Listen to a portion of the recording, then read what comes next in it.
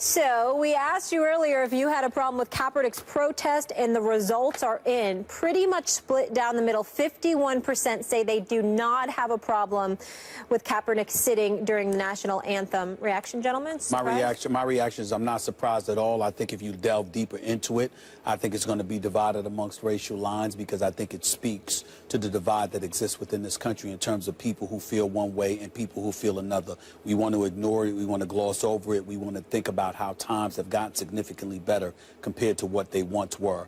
But this speaks to how a vast majority of black folks in this country feel a certain way about the state of affairs that exists. Right, wrong, or otherwise, that's how they feel, and it cannot be ignored. I think it would be more lopsided pro-Kaepernick if it was phrased a little differently. When you phrase a question, do you have a problem with it?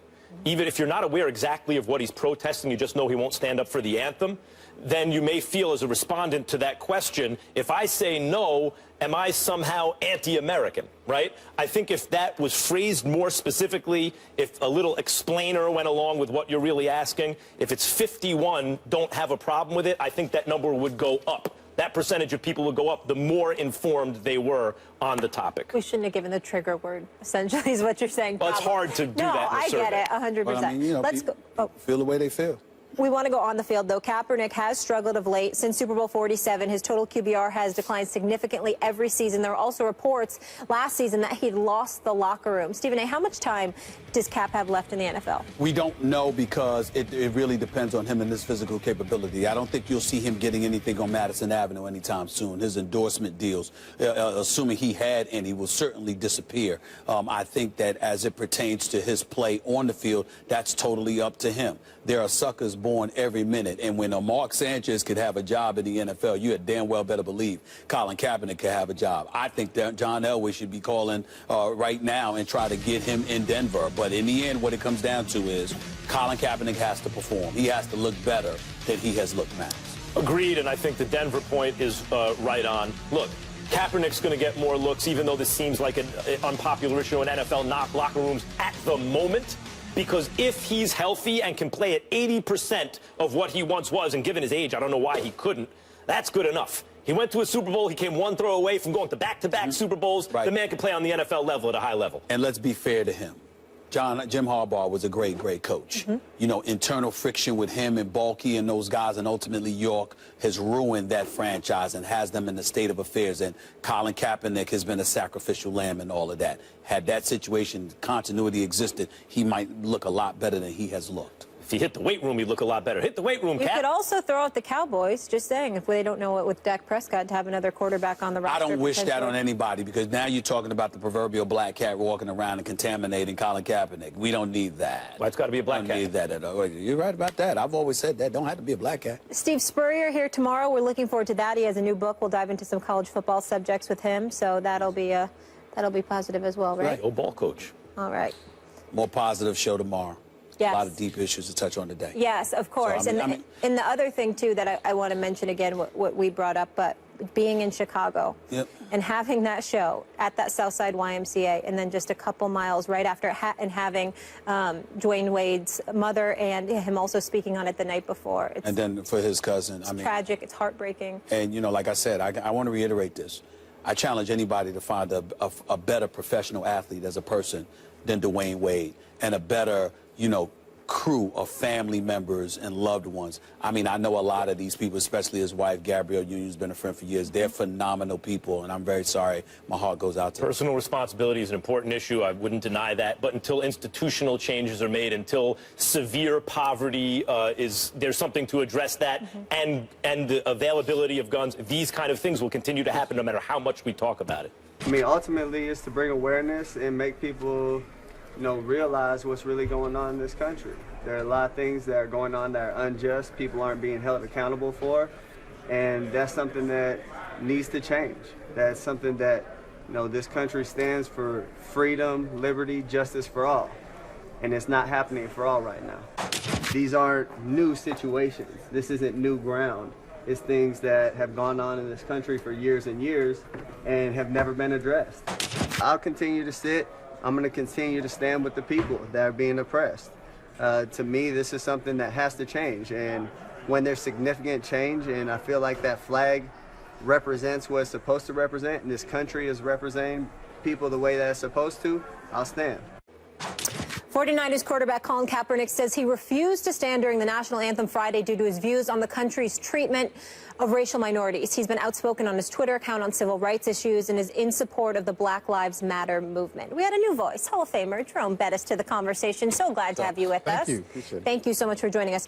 What did you make of Kaepernick's protest? I totally understood what he was getting at, and you know, everything is kind of morphed into different issues, but I believe the core issue is him wanting to bring light on an issue that is a moral issue in our country. And the concept of peaceful protest is to get us talking about the issues. Unfortunately, right now, we're talking about what he did and not talking about how we can make this country a better country. And that's, you know, part of the problem that we're seeing here. So many people want to focus on exactly what it is he did and try to take it somewhere that it doesn't need to go. What he decided to do was to create a peaceful protest that would be a lightning rod, okay, that would force you to talk about the issue at hand. Okay, and that is the issues that African Americans are facing in this country. Okay, 50 years ago, the peaceful protests that the civil rights movement went through, they went to jail for that. Okay, so the right for him to have this peaceful protest is something that has not been, it's been fought for from that standpoint. So I understand exactly what he's doing, and I would just hope that we would now continue the conversation that he started, that we can look at ourselves through that mirror and say, what can we do better as Americans? Because we all need to come together. Look, if you want to criticize Kaepernick for something, maybe you can say something along the lines of he had a kind of nebulous, squishy kind of end point. Like, I'm not going to stand until things get better. Well, things have already gotten a lot better. So at what moment do you stand? Because if you're waiting for things to be perfect, we live in an imperfect world. It'll never be perfect. I guess that is legitimate criticism of him. The idea that it's, well, our veterans stand, so should you, is such a diversionary tactic of people who are against what Kaepernick's doing, because he didn't say anything about foreign policy or men and women in uniform. He's talking about policing issues in this country, and how that affects darker-skinned people, basically, which is a legacy of this country's original sin. I think really his message is, and I find this difficult to quibble with or quarrel with, is we need to live up to our ideals.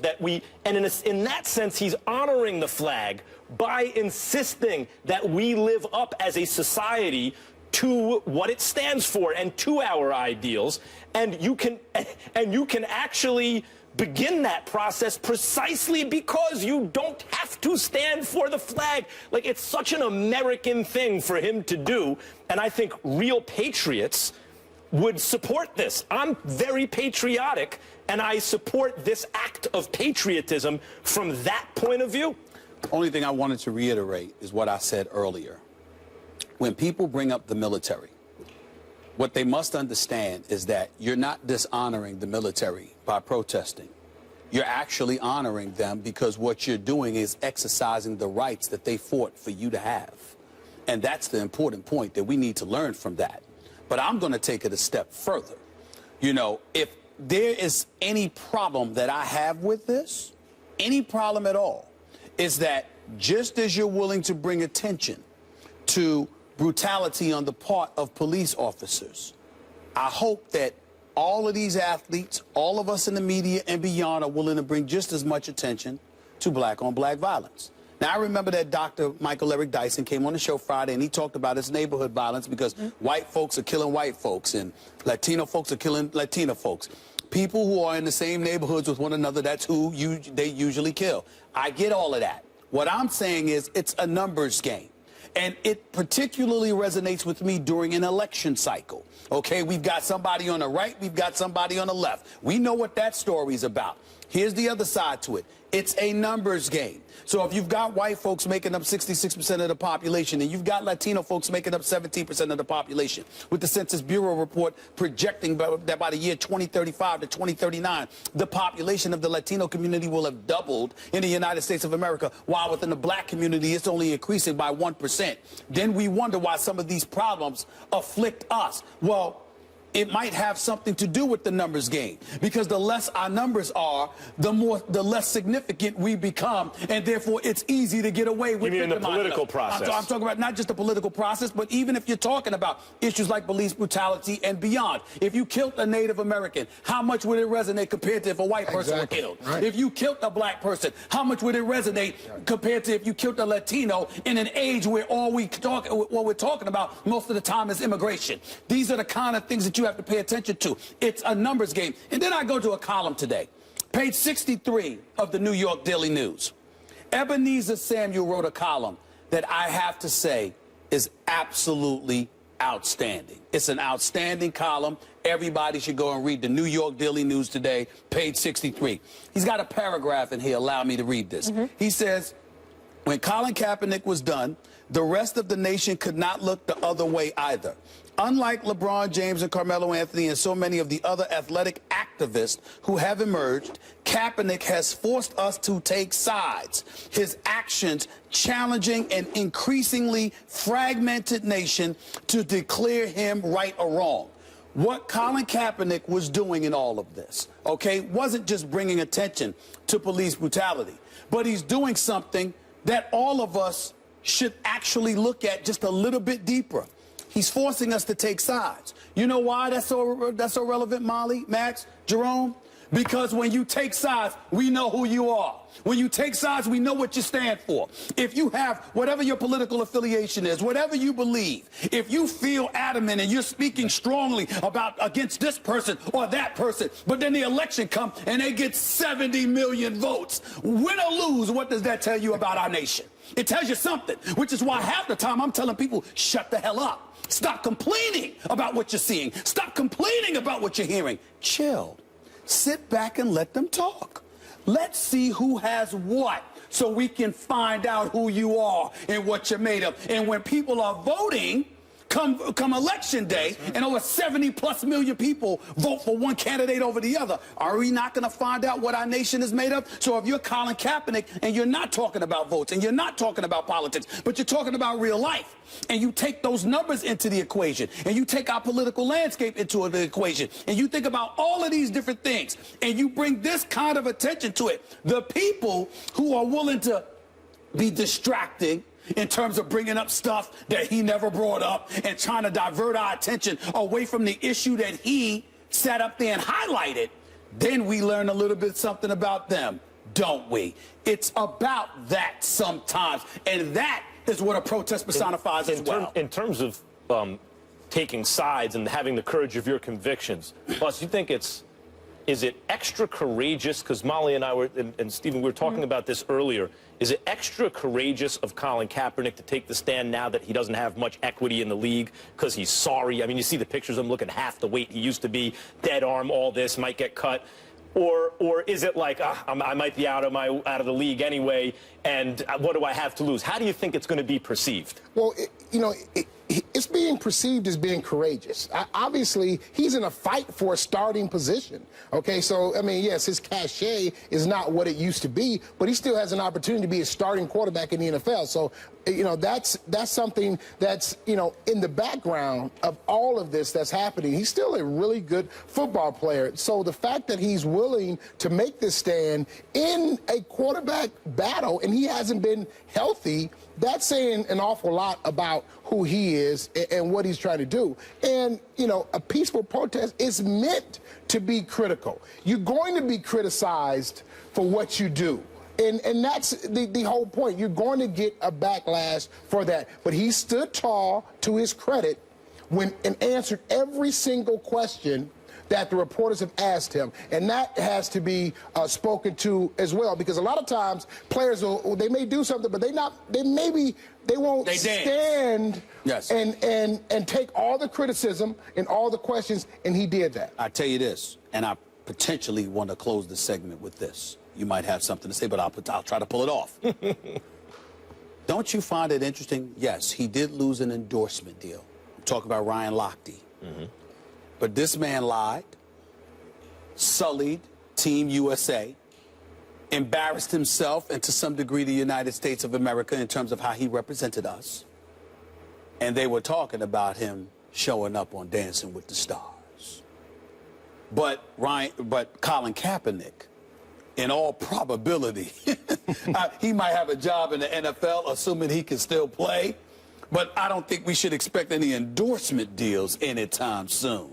Or a Dancing in the Stars invite. That's the society we're living in, where somebody can lie, humiliate America, and be rewarded, but somebody stands up for a real issue where lives are being affected, and they're denigrated. If I had a weight loss company, I consider using them as an endorser. I mean, I tell no muscle building company. Damn, Cap, you hit the weight room. He was never a big guy. While you're at it, will you hit the weight room? He was never a big guy. I'm saying he was bigger than that.